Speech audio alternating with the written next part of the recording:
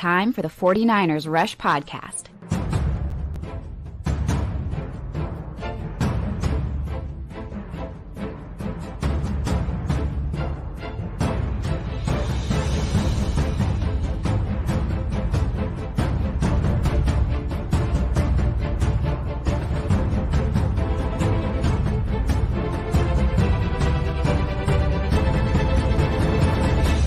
And here's your host, John Chapman.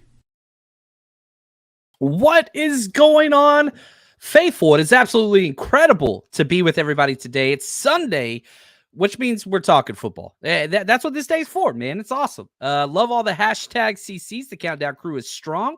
What's up, Angel? Big Papa says perfect time. It just got home from church and lunch. That's what's up. What's up, CJ? Shot Jay. We got a lot of people here. This is going to be a fun episode. One, because I'm not unpacking. That's incredible. And also, I do want to apologize. The show was scheduled to start like 15 minutes earlier. And as soon as I scheduled the show, I finished all my notes and all that stuff. I get a call from the wifey, who is the best ever. But she locked herself out of her office at work. And so I had to go pick her up. So I had to push it back a little bit. But very, very happy to be here with you guys. What's up, Mosquito Killer? Glad to be with you guys. So, here's what we are going to do today. The title of the show says it. Why the 49ers are an anomaly. We're going to look at a couple different factors for why they are kind of outliers over the past 10 to 15 years-ish. We're going back to 2010 to where we are today. We're going to look at playoff appearances, championships or lack thereof, just roster building, all those things. And so excited about that. Now, we're going to continue our offseason dialogue of the best numbers out there. But before we do, two rather large NFL signings that I do think affect the 49ers in a small way. Just across the Twitter sphere, DeAndre Hopkins signed to the Tennessee Titans. I think it's a good fit. Do I think that he'll compete for a championship? I do not. I think he'll be the number one wide receiver. I think he'll get a lot of targets. But my favorite thing about this signing, he's no longer in the NFC West. I think the Rams, probably not too much of a fit. They could have used him, but they're just literally tanking this season.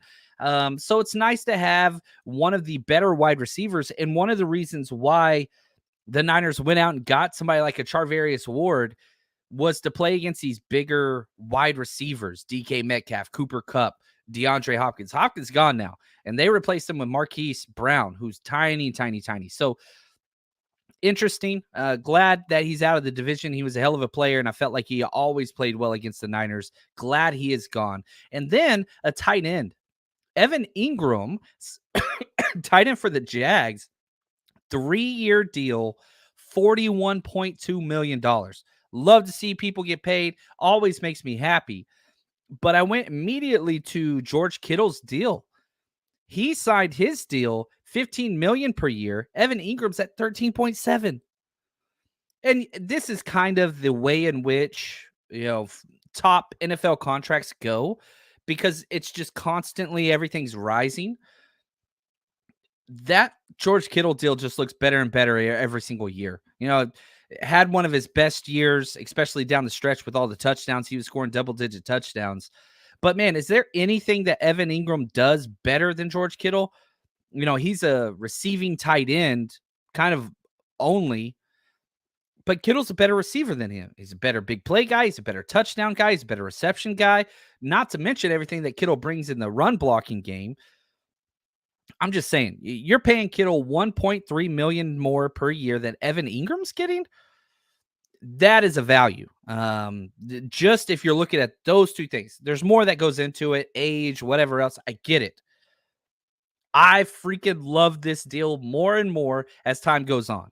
And so I freaking love it. I love it. I love it. Here we go. What's up? Karu51 says, hey, John, I'm ready for the new season. Let's go Niners. Man, we're getting close. I put out on Twitter, we are 56 days, Quan Alexander days away from kickoff. There's countdown to camp.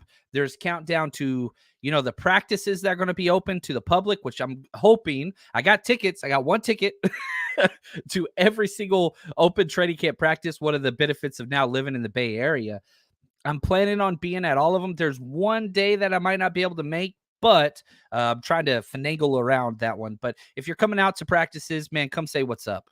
So excited about all this. Look at this. Mosquito says, wow, that's crazy, but happy to hear for the Titans. Yeah, DeAndre Hopkins from that part of, he's played at Clemson. It's over in that kind of southeast territory. So we'll see. We'll see what that looks like. CJ, he says, do you think the Rams look much better if they stay healthy? No. I think they could threaten the Hawks for number 2. Wayne and I are going through and we're doing the roster analysis rankings of each position group. And the the Los Angeles Rams are as bad as could possibly be. So we've done 1, 2, 3, 4, 5, 6, 7, 8, 9, 10, 11, 12. We have one more. We've done 12 separate position groups for the NFC West. The only time that they have not finished dead last once, twice, 3 times. That's it. So out of 13 groups, the Rams have finished last 10 times. With the Cardinals included. The Cardinals have a much better roster. It's not even close than the Rams. Now, the question turns to how much does coaching McVay head and shoulders above Jonathan Gannon? And then how much do the 3 superstars, if you want to call them that, Aaron Donald superstar, Cooper Kupp superstar, Stafford, he's great. He's a good quarterback, but I don't know if he's a superstar. But how much can those 3 superstars and the coaching staff elevate them past the Cardinals? We'll see. I really don't know. But, I told everybody the last several years, if you look at the way the Rams were built, they were the most shallow depth team in the NFL the past 5 years in a row. But for 4 out of 5 of those years, they were the most healthy team, right? Back to your question, CJ. They were the year they won the Super Bowl. They had almost no injuries. None. I mean, you had Odell Beckham. He got hurt like in the NFC Championship or the playoff game, whatever, but they won. Then last year, they still were not one of the most injured teams. They were an average NFL injured team. And you saw what happened. So, CJ, back to your question. If the Rams stay healthy, could they threaten the Hawks for number 2? I don't think so. I really, really don't. I know everybody's betting the over on the Rams, and they're like, hey, this is a team that's had so much success. They have broken the record for most undrafted free agents, and I guarantee you this, they're going to probably have 6 undrafted free agents starting week 1. Look at the roster, guys. Go scroll through that roster.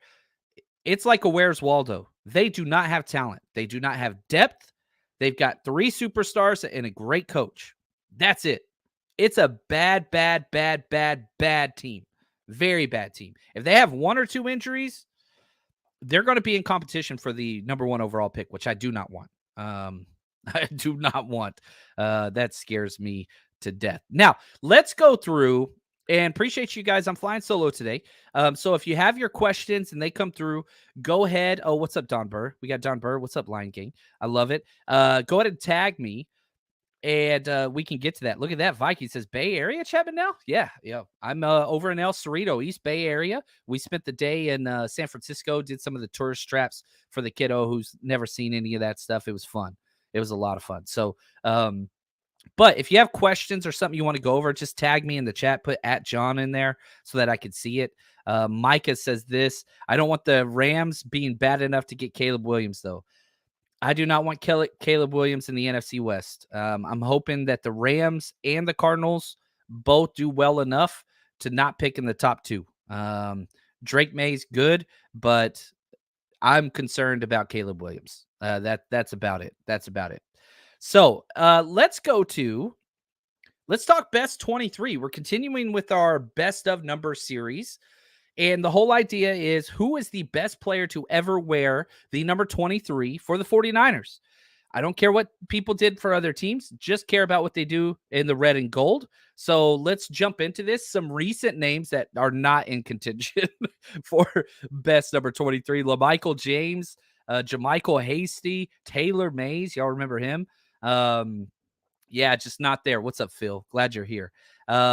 Johnny Fuller, going back 1970 to 72. He has an 8 AV score, that's approximate value from Pro Football Reference, pretty low. He's a 4th-round pick from Lamar.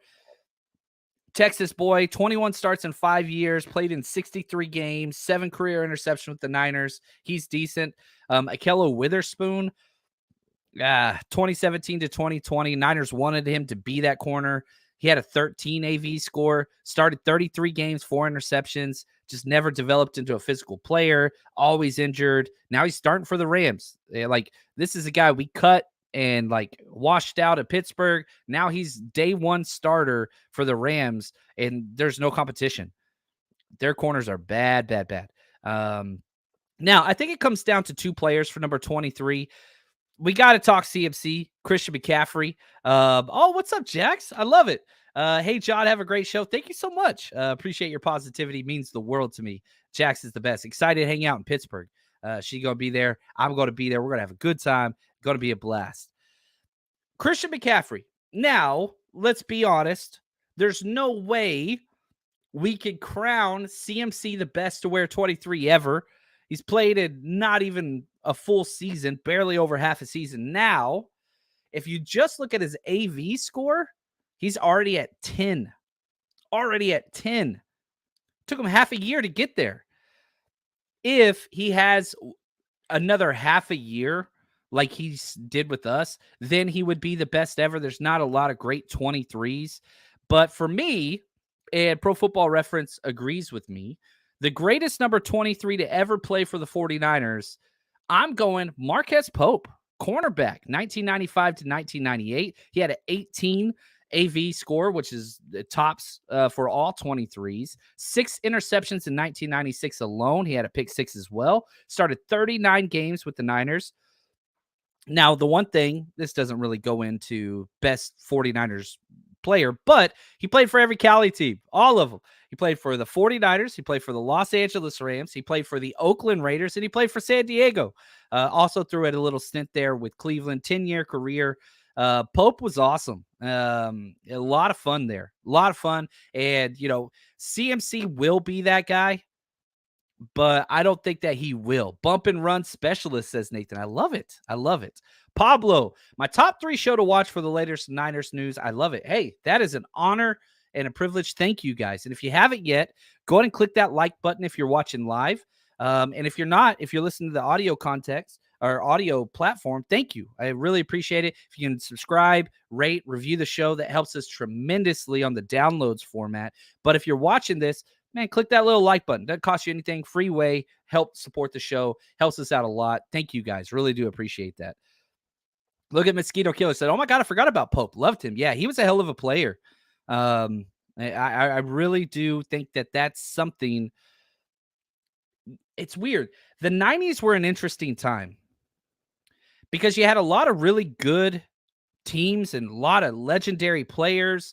But, man, there were a lot of glue guys that just kind of, I don't know. And I think that's part of what we do in this show here at the 49ers Rush is we want to embrace nostalgia. We want to embrace what got us here, right? And I don't want these players to be forgotten. Marquez Pope needs to be remembered. And for us today, guess what? The best number 23 all time for the 49ers. But, big but, CMC's probably going to blow past him relatively soon, but that doesn't diminish what Pope did for this team. He was a hell of a player. Now, news. Let's jump into some Niners news. I thought this was interesting. There's Robbie Gould comes out. He was at the Lake Tahoe golf tournament, charity golf something. Anyway, I know Coach Cruz was there. Got some awesome pictures with Alex Smith and Robbie Gould. He said that the Niners never contacted him. And this all comes from Matt Mayoko, who was there, does great work as always. Quote, I told them I wanted to go back there. We never got an offer from the team. We never had a conversation about coming back, end quote. Now, here's where it gets a little spicy. And you build your bridges and you burn your bridges. There's no doubt about it. Robbie Gould has been very outspoken for a kicker. I mean, he's a kicker that talks trash. I kind of love that.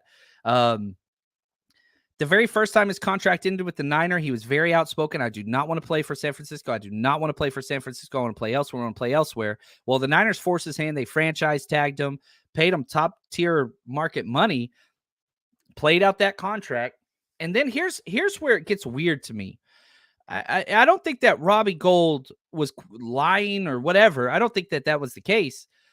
But Robbie Gould and his agent, him or his agent, back March 4th, this is 11 days before the free agency period even started, put out, quote, "I will test free agency and kick elsewhere next season," end quote. So if we hold both of these statements as accurate, which I don't see why you would not, Gould wanted the Niners to re-sign him, got no contact with them, and so before free agency, tried to kind of push the hand a little bit and say, hey, stir up a market. Look, I'm free. But that's weird to me. And he did it once and it worked. Niners franchise tagged him, paid him, whatever. That was a win-win. Niners didn't want to do that again. He's getting old. We don't have a kickoff specialist. Mitch Wisnowski cannot do kickoffs. So that's a major issue why you have to have a kicker that can do that. Now, the question of should the Niners have signed him? That's a whole nother debate. The Niners currently have $9.2 million salary cap money, which is pretty solid. Not bad. This is from 49ers Cap. He's been on the show. He does a hell of a job. At 49ers Cap on Twitter if you want to follow him. They're going to jump up to even more. 15 million plus probably once they get the Bosa deal done. That'll bring even more salary cap. So Niners could have signed him. But I don't think that they should have. Not that I don't like Robbie Gould. Perfect through the playoffs. I get all those things. I think Kyle Shanahan was tired of several things. One, Robbie Gould doesn't have a big leg. He's accurate as all get out. I think that will continue for whoever he kicks for. But he's still out there on the streets. Nobody else has signed him either. I mean, any team can go sign him. He's just sitting there. So that should tell you something. But two, he doesn't have the leg. You know, the Niners had to get past the 30-yard line just to attempt a field goal with Gould. I think that says a lot. And so now let's put on the John Chapman hat. That does not mean that just because I didn't want to sign Robbie Gould that I wanted to spend a third-round pick on a kicker. That's what the Niners chose to do anyway. Here we are. We can't change that. That's okay. I hope Jake Moody's amazing. But I don't know. I don't, not to say that I don't value the kicking position. I do. Special teams are so damn important. The question that I have is, man, that's a lot of assets on a team with very little draft capital this year. But if Robbie Gould is a Pro Bowler, All-Pro, I think it'd be worth it. We just got to hope we see that. Look at Mark. What's up, Mark? How you doing, man? He says, Robbie needs a new agent. Yeah, I think that's one of the things that we got to, you know, he's made a lot of money in his career, and I'm happy for him, and he deserved it. He's awesome. But, yeah, it was weird. You press things a little too much. Ultimatums are weird. He did it once. It worked for him. Second time just didn't seem like it happened. Just didn't see it. Right here. Micah, we're jumping around a little bit. The fact that Steve Young only got one Super Bowl shows how hard it is to win one. Man, it's hard to get to championships. That's just the reality of what it is. Now, let's shift here. NFL Stats put out this tweet. You follow them at NFL_stats. They put out great stuff. And basically said this, you know, most playoff wins from 2010 to now. So you're talking 13 seasons. You count 2010, that's one. Yeah, so 13 seasons. And it was interesting just looking at how the numbers went, because I think this is where the whole title of the show came from. Things don't make sense with what's happened. So let me just go through, okay? First is the Patriots. This is playoff wins for every team since 2010, okay? So Patriots 16, they're first place. Chiefs 12, second place. Niners are in third with 11. We're one behind the Chiefs. Packers tied with us 11. Seahawks 10, Ravens 8, Rams 7, Broncos 6, Eagles 6, Bengals 5, Bucks 5, Giants 5, Saints 5, Steelers 5. Then it goes on and on and on. You can go all the way close to the bottom. You find the Cowboys with 3 wins. 3 playoff wins, all in the wild card round, mind you. The Cowboys have not made it past the divisional round since 1996, which is crazy. Now, so the Niners, if you just look at playoff wins over the last 3 years, we're top notch. We are definitely in the elite status. But the thing that stood out to me most, every single one of these teams had one quarterback for all of these wins, except the 49ers. Patriots, 16 wins, all Tom Brady. Chiefs, 12 wins, all Patrick Mahomes. Packers, 11 wins, guess what? Aaron Rodgers. Seahawks, 10, Lil Troll Russell Wilson. And so it's really interesting. And you can kind of keep going down through this list and you can say, oh, well, this. But then you get to the Niners. Totally different story. It's not even close to the same as all those other ones. Why? Because we didn't have one quarterback with a playoff win. We didn't have 2. We didn't have 3. We had 4. It took the 49ers 4 quarterbacks to get those 11 playoff wins. They're broke down like this. Alex Smith, 1 career playoff win with the Niners. Brock Purdy, 2 already. Garoppolo, 4. Colin Kaepernick, 4. And again, you're looking at Brady, Mahomes, Rodgers, Russell Wilson. The Niners have built things differently, and it's not even just a Kyle Shanahan thing. It is a Kyle Shanahan thing. It was a Harbaugh thing too. How did he build his team? Elite offensive line, great defense.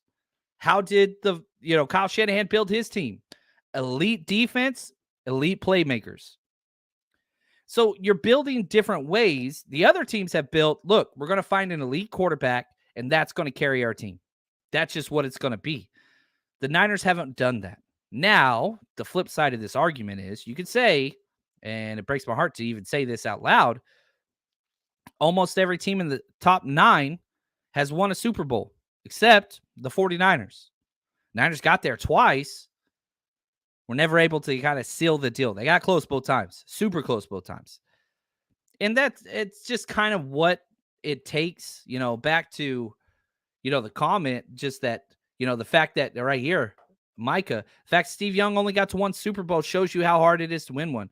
It's hard, man. Things just got to go your way. And it doesn't matter who you are. You look at the Chiefs this year, they almost lost. Eagles almost won the damn Super Bowl this year. They got pretty damn close. If Jalen Hurts doesn't have that fumble run back for a touchdown, I think they win the Super Bowl. But you had that one bad snap Josh Johnston did, and it cost him. It cost him the Super Bowl. I ain't even mad. Not even a little bit. And I don't like the Chiefs.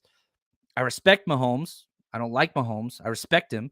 I'm a Longhorn and a 49ers fan. So been rooting for teams going against Patrick Mahomes nonstop. And he's a hell of a player. I think that he's probably the most talented quarterback that's ever played the game. And whenever it's all said and done, he could be the best ever. He's on trajectory to do so. But man, he almost lost it too. And look at Mahomes. Mahomes has been to 5 NFC championship games. 5. He's made it to the Super Bowl 3 times. He's won 2. So, if we're talking Steve Young, if we're talking even who everybody considers the best player in the NFL right now, Patrick Mahomes, it's not even a lock for him. 5 AFC championship games, he's gotten 2 Super Bowl wins, which is incredible. But even him, he has lost. He's lost championship games. He's lost Super Bowl. It's hard, man. It's just hard to get there. And I think that the way in which Shanahan, as opposed to Jim Harbaugh, has kind of handled this whole thing, he's quarterback proofing it. Now, what happens when you get that stud quarterback? And I know somebody right now is screaming at their TV or phone or whatever. Jimmy Garoppolo was that stud quarterback. I don't think so. I think he's a good quarterback, but he's not a stud. And I'll constantly go back to this. If you do not have an elite quarterback, a top 5 quarterback in the NFL, you got to constantly try to get one. You got to. Now, the Niners went and did that for Trey Lance.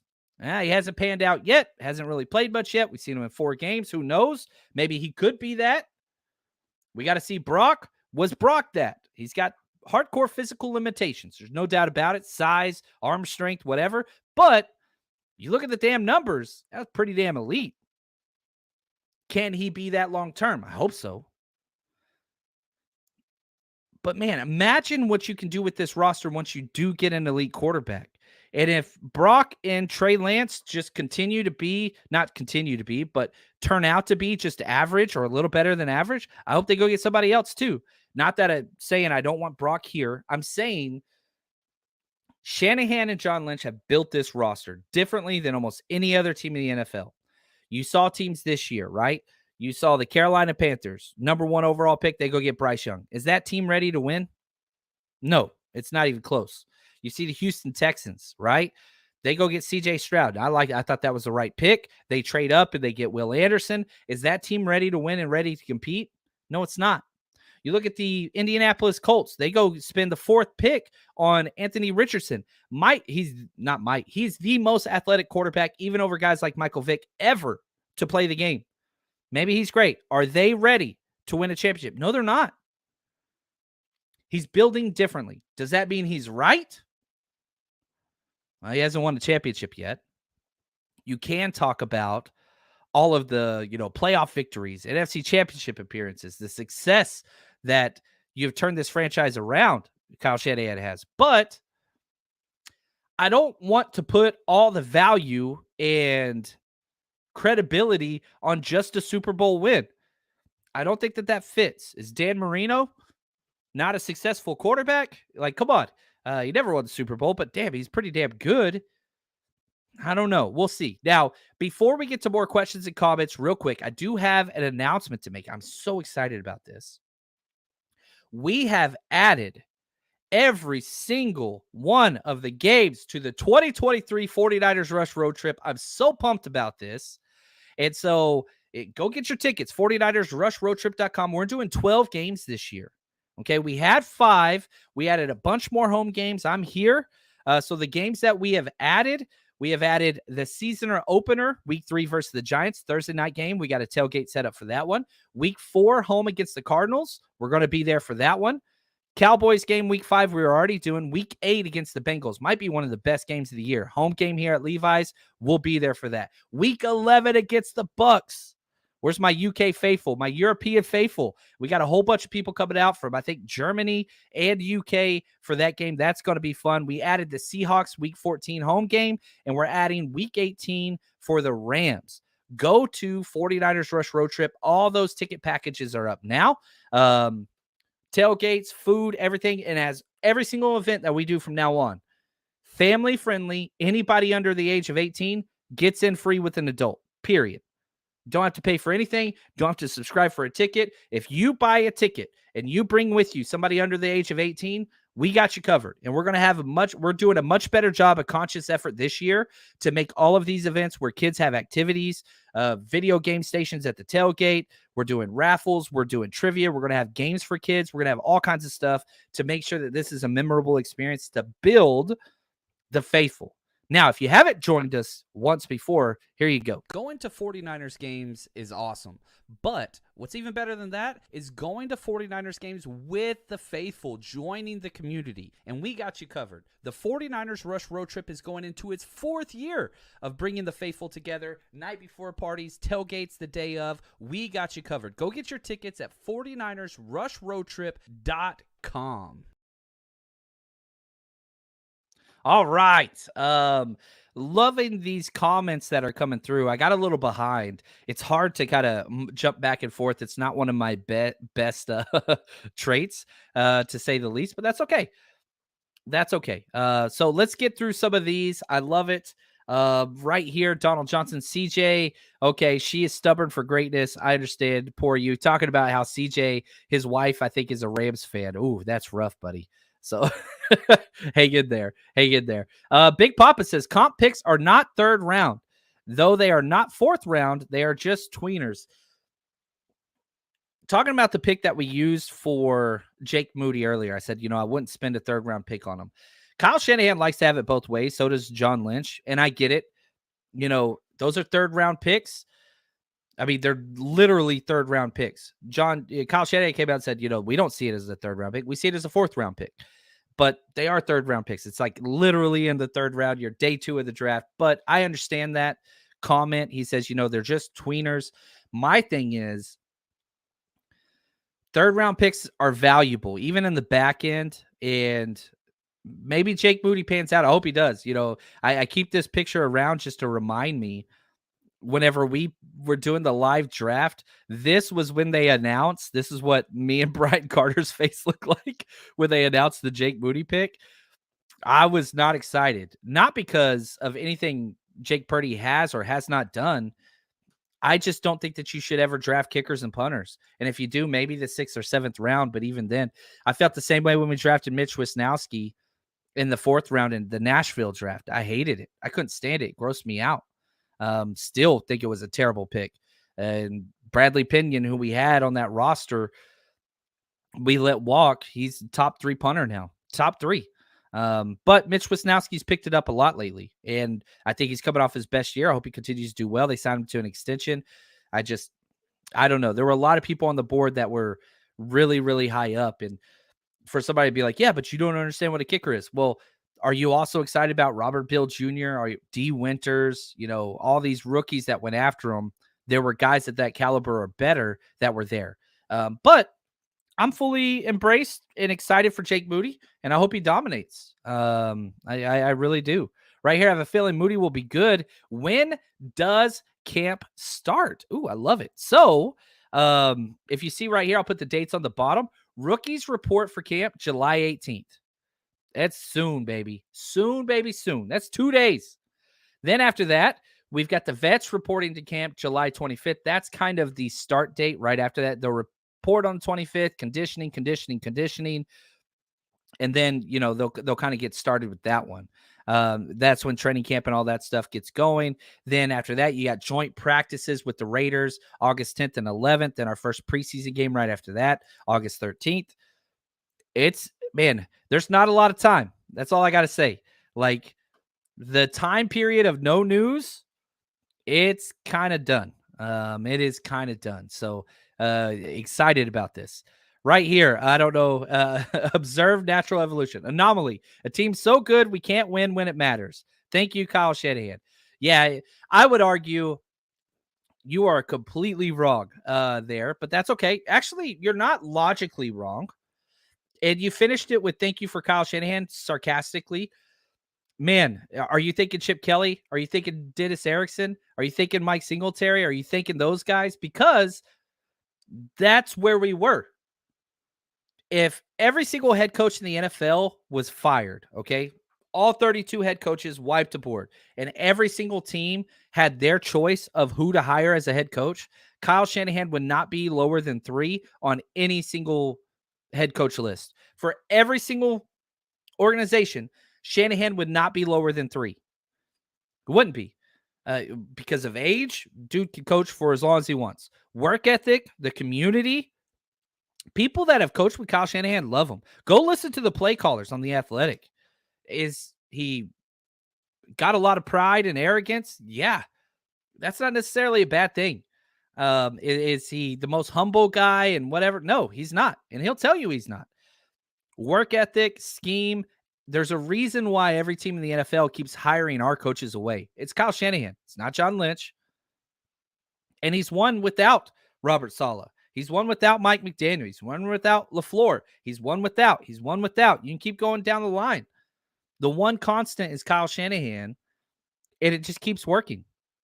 So I get that there are people out there that make a living off of just bashing Kyle Shanahan, and I hope that they continue to make money. I always want to see people make money, even if I don't agree with them. But good Lord, who would you rather have? Who would you rather have? Bill Belichick? Look what he's done without Brady. Mike Tomlin, that one I can get behind. I love Mike Tomlin. But does he give you any schematic advantage? He's just a leader of men.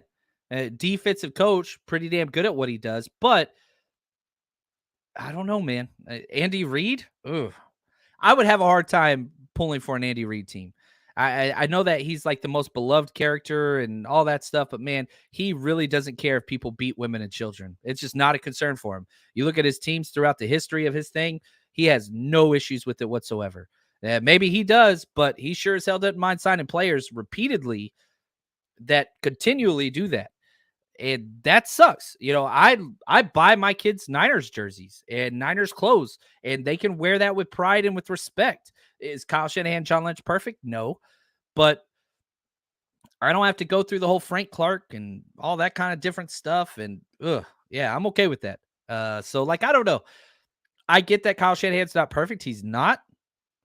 But man, find a coach that's been more influential in such a small time in the NFL, because he's still young. It's hard to find something like that, man. It's just hard to. So we'll see here. CJ says, third time's the charm.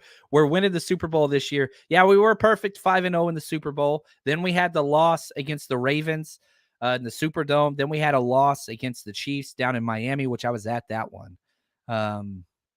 Yeah. Here we go. Mosquito Killer. What's up, man? Says, I know it's off topic. Can you see a scenario where maybe Kyle goes back to Purdy starting and Lance packages in there like he started to do with Garoppolo? I feel finger was a problem. I don't think so. Main reason why I don't think so is, one, Purdy was so reliable in the red zone. That's where he was fire.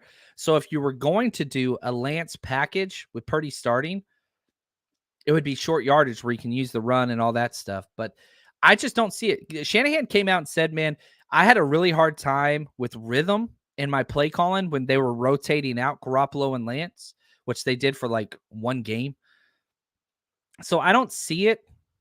I want to see Lance play. I think we all do. Not at the expense of Brock Purdy, though. If Brock Purdy's healthy, Brock Purdy should be out there. I believe that. The question the entire time, and you can see it scrolling down at the bottom, the calendar, Purdy cleared timeline was supposed to be the 4th week of August. That's what the surgeon gave right after they did the surgery. 4th week of August. Season starts September 10th. So if he's cleared the 4th week of August, you're talking, 13 days that he's going to have to play before week 1?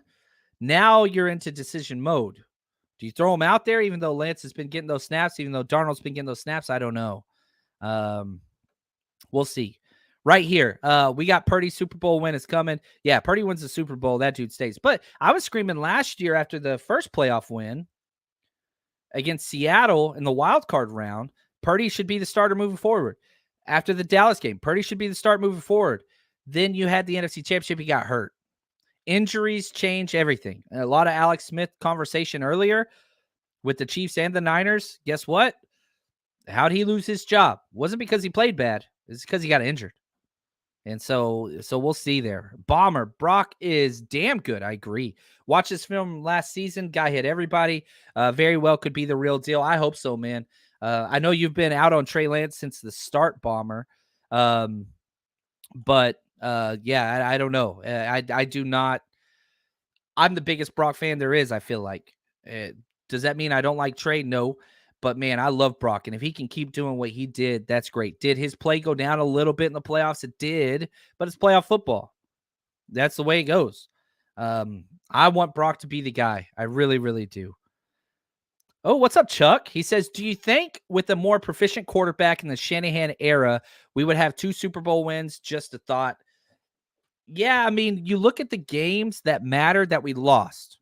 Okay, so there's a couple ways we can talk, but let me open this and let's do this correctly. So I've got the numbers to kind of back up and go with this. And if the numbers tell me something different, then we'll alter and we'll go that way. If you look at the postseason performance of Jimmy Garoppolo, I think you have to start there, right? He's got 4 playoff wins for the 49ers, 4 of them, which is pretty badass.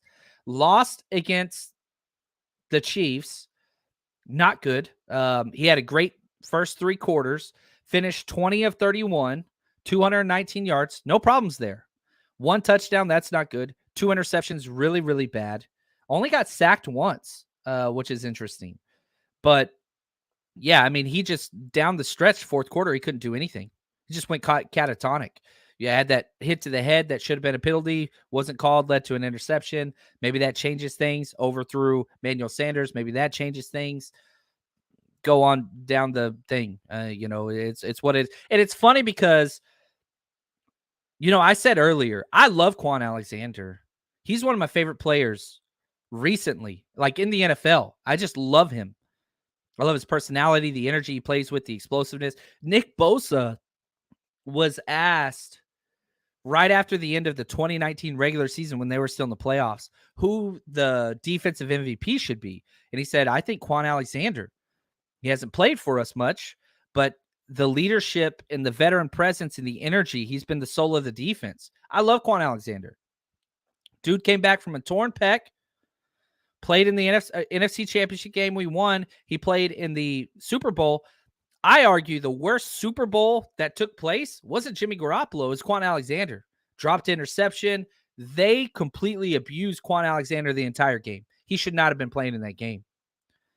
And so, again, back to your question, Chuck, do you think a more proficient quarterback in the Shanahan era, we have 2 Super Bowl wins? Jimmy Garoppolo to give up 21 points in the fourth quarter with 10 minutes left. That ain't Jimmy Garoppolo's fault. Maybe more sustained drives would have helped. That was on the defense. And a lot of that was on Quan Alexander. That's just the facts of the case. Now, let's get back to Jimmy and the game we lost. We lost the NFC Championship in 2022 against the Rams, 17-20. You only score 17 points, you shouldn't win. He goes 16 of 30, terrible. 53%, terrible. 232 yards, all right. 2 touchdowns, good. 1 interception. It's not awful. It's not awful. He didn't get sacked once. He didn't make any plays, though. He made that 2 touchdown passes, 1 interception, but 50% completion percentage, that ain't it. That ain't it. So, I don't know, man. Super Bowls are hard. Super Bowls are hard. You look at the NFC Championship game this year, that was just, we were out of it this freaking second drive. Even though it was 7-7 with like 2 minutes left in the second quarter, Josh Johnson, that wasn't going to get it done. Defense was good enough, though. And so I've seen a lot of people bring up a lot of Kirk Cousins stuff with the quarterback show that's on Netflix, which is really, really good. I'm working through that. When I get tired from packing and I'm not working on the show, I've been watching that. Kirk Cousins comes across pretty good. I ain't going to lie. I do not like Kirk Cousins. I've been very adamant about that on this show. I can't say I don't think he's a good teammate, but he's tough as hell. Toughness, works hard. There's no doubt about any of those things. You put Kirk Cousins on these Niners teams, do we win? I don't think we do. I do not think we do. Is Kirk Cousins a better statistical quarterback than Jimmy Garoppolo? Yes, in every way, shape, and form. But he's not a gamer. I would argue probably Jimmy Garoppolo might not be either, especially in the playoffs. I don't know, man. It's interesting. I don't know. Right here, observe. Protection for our quarterbacks has been Kyle's Achilles. I don't think it's just a Kyle Shanahan problem. You got to look outside the NFC West had 13 quarterbacks start last year. There's only 4 teams. So, yeah, there's been injuries there for sure. No 49ers quarterback got injured because of our offensive line last year. Not one. Trey Lance didn't get hurt because of protecting the offensive line blocking or whatever. That was on a running play. You say, well, don't call running plays. Well, Jalen Hurts, and look at the play that they all show for Patrick Mahomes in the Super Bowl last year. Running the ball. It's going to happen. Jimmy Garoppolo, he got hurt because this is weird. He got hurt because of Robbie Gould. Is that fair? Probably not. They were at like the 34. If he took that sack, you can't even attempt a field goal. So what does he do? Protection broke down. He tried to fight for extra yards to get to the 30-yard line. You can listen to him talk to it. He's like, I know how important the 30-yard line is for us. I tried to get there, got rolled up on. Guy that hit him was a free blitzer off the edge. They brought 5, not against the offensive line. That's not it. You look at the Brock Purdy injury, not against the offensive line. I know you're saying protection for our quarterbacks has been the Achilles heels, but yeah, it's an issue. There's no doubt. But any team that runs bootlegs, that's just part of it. And this is the new NFL. Everybody's releasing 5 eligibles out into the field. So you're not max protecting. No team does that anymore. We do it sometimes, but I mean, you can't keep Christian McCaffrey and George Kittle back blocking all the time. You just can't do that. They're too damn valuable out in the open field. Yeah. Look at this, Donald. Patrick Mahomes remind me of a middle child from Roseanne. That is hilarious, and I know exactly what you're talking about. That is awesome. Let's see here. Brock has a lot of help. Willis ×2, Gibson ×3, Jimmy Ward, Lenore, all those guys all had big time turnovers that set Brock up 30 yards or closer. Turnovers are huge. There's no doubt about it. And the Niners are probably one of the best teams in the NFL at playing complementary football, where the offense helps out the defense, defense helps out the offense. Yeah, there's no doubt about that. I love that. That's a good thing. All good things right there. There we go. Going through some of these questions. Oh, right here. Look at this. Josh, 49ers Rush going to have a hell of a season. I'm so pumped. I am so freaking pumped. And look at this. Nice. We get to play the Cowboys twice this year if they make the playoffs. I always want to play the Cowboys. I want to play them in the playoffs again. We've knocked them out back-to-back years. I want 3 straight years knocking those chumps out. I hate the Cowboys. I hate them. Like, I love the Niners, right? But my history, it's tied to I was born and raised in Dallas. I hate them. I can't stand them. And my whole fandom of the 49ers comes out of my hate for them. I had a terrible stepdad, if you know the story. When I was 9 years old, asked for a Jerry Rice jersey for my birthday because I hated him so much. It was a team he hated. So boom, 1989 forward, that's what it was. It's just stuck. I hate them. I love the Niners more than I hate the Cowboys, right? But number 2 is I hate the Cowboys.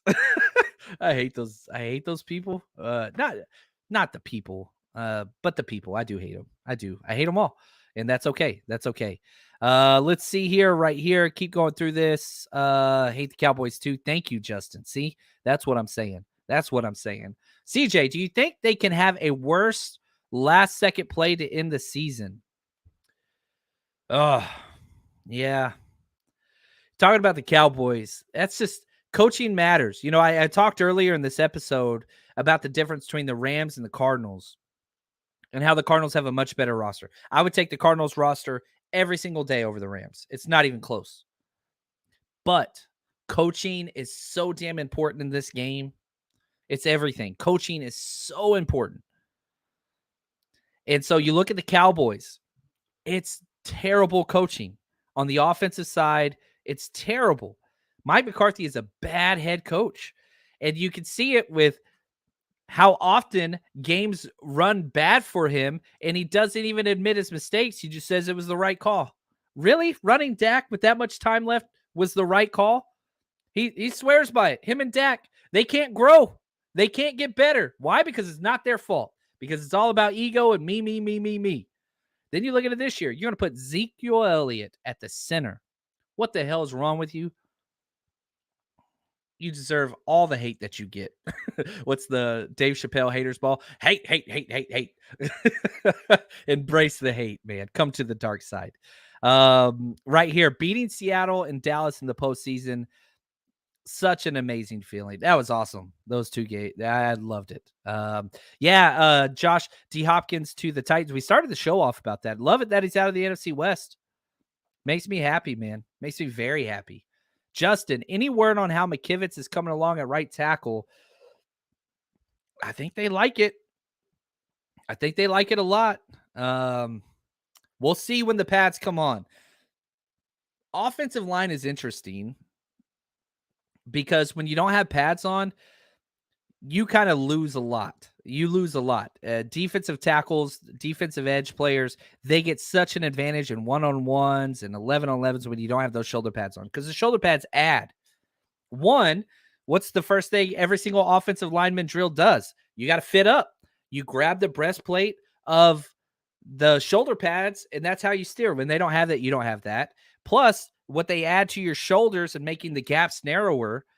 We'll see. When the pads come on, you got to see.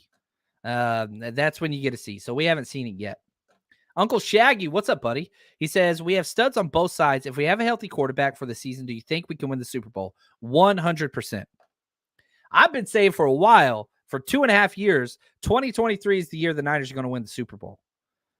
I said that before we drafted Trey Lance. I said it after we drafted Trey Lance. And I'm saying it now that Brock Purdy's going into his second year. Now, does it mean it's going to happen? Like I said, A lot of good things have to go your way. A lot of positive breaks. You don't get those breaks, ball doesn't bounce your way. Tart doesn't catch that interception. Split second, Brock's arm doesn't get hit. Trajectories change. They have all of the tools, all of them, to win a Super Bowl this year. It's not even close. Donald, how many sacks will the Niners have as a team? How many will Bosa have? Like to hear your predictions. Ooh, I like this. So if we look at the leaders, let's go in here to the leaders for sacks. Oh, that's the wrong one. Let's go 2022 seasonal leaders. Let me find defensive stats. Man, this is hard to navigate over here. It's being a turd. There we go.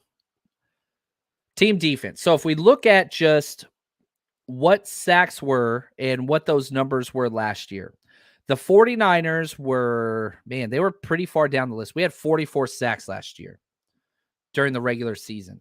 To put that into perspective, the Philadelphia Eagles led the NFL and tied the all-time record with 70. That's a lot of sacks. I think the Niners sack total goes up. We were at 44 last year. I would say I want 50 plus. So if I wanted to grade the Niners on a successful pass rush season, you got to get over 50 sacks. That's what I want. If 50 sacks would have put us top 5 last year, instead I think we're around like 10 or 11. Now, our pressure percentage was great. Our hits on the quarterback was amazing. I think we led the NFL. Did we lead the NFL in quarterback knockdown rate? No, we didn't, but we were up there. So last year, you look at what happened with Nick Bosa. I think he had 18.5, if I'm not mistaken. You got to get to 19.5 that's the all-time record for the 49ers. Aldon Smith, 22.5 is the all-time record. TJ Watt and Reggie White, I think, have that, or Michael Strahan. Sorry, I apologize. So yeah, I want to get to 50 sacks. And man, I want Nick Bosa to get the Niners record. Obviously, I want him to shatter all the records. I'm going to say 20 sacks. I want Bosa to get 20 sacks. That's what I want. I want him to have a little something else to keep going for. He's got the Defensive Player of the Year. He gets 20 sacks, gets the all-time 49ers record this year, then breaks the all-time. You see what I'm saying? I'm stepping it, right? Defensive Player of the Year, all-time sack, 49ers sack leader this year, 2023, then the all-time set. That's what I want if I'm just going to dream, be unselfish, right? So that's what I want. So 50 sacks, Bosa get 20 sacks. That's 30 sacks split up with everybody else. Man, that would be nice. CJ, John, did you see any of the new Lance throwing videos going around? I did, and I loved it, but I'm just going to say this. I don't think the thing that's going to make Lance better for the 49ers are those fun throwing motions and all the spirals. That ain't what I want to see. Can Lance check it down? Jimmy Garoppolo never learned that trait. This year, 2023, was the best he ever did at checking it down and throwing the ball away. I need Lance. The physical tools are there. I ain't worried about the deep ball with Lance. Not at all. I want quick decision-making from Trey Lance. That's what I want to see. Those videos are not going to show me that. I want to see padded practices, which I'll be at, where he is consciously making quick decisions and getting rid of the ball quick. That's what I want to see.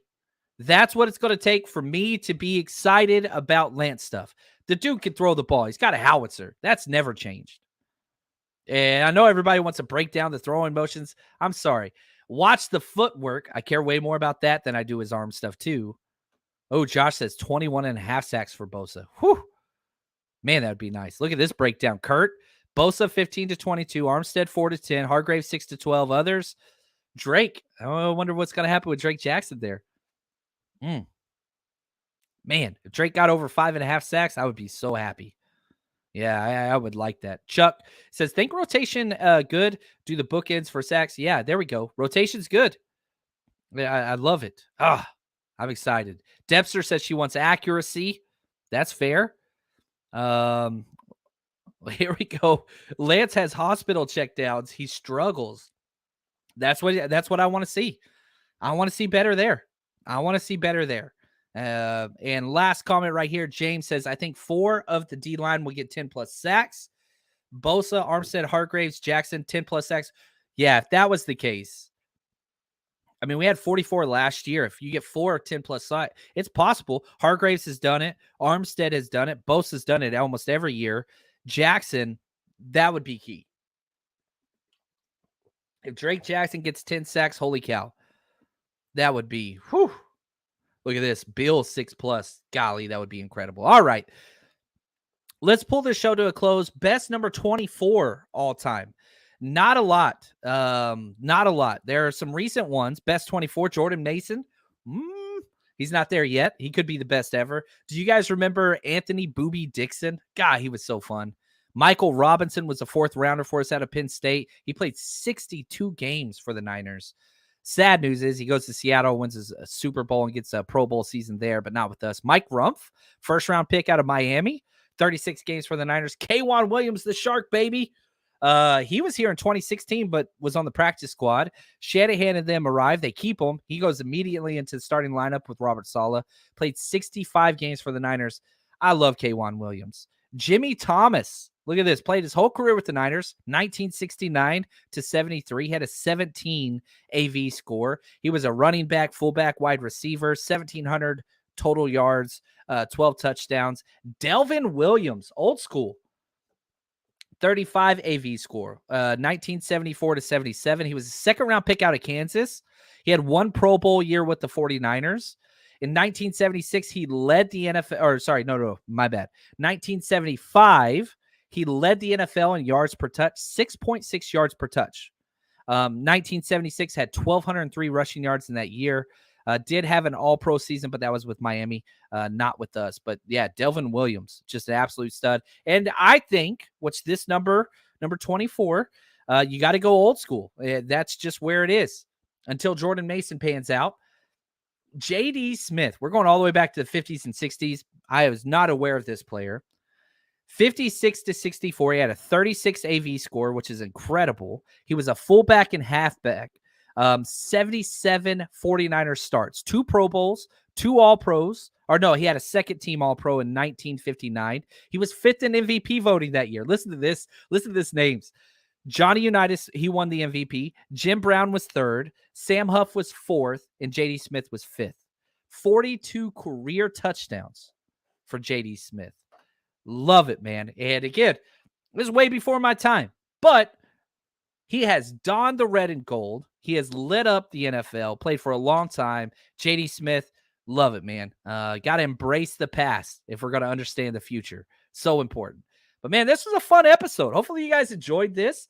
We got a lot of stuff coming up. And, man, whenever training camp gets going, we're going to be going hardcore. Hopefully I'll be unpacked by then. That's the goal.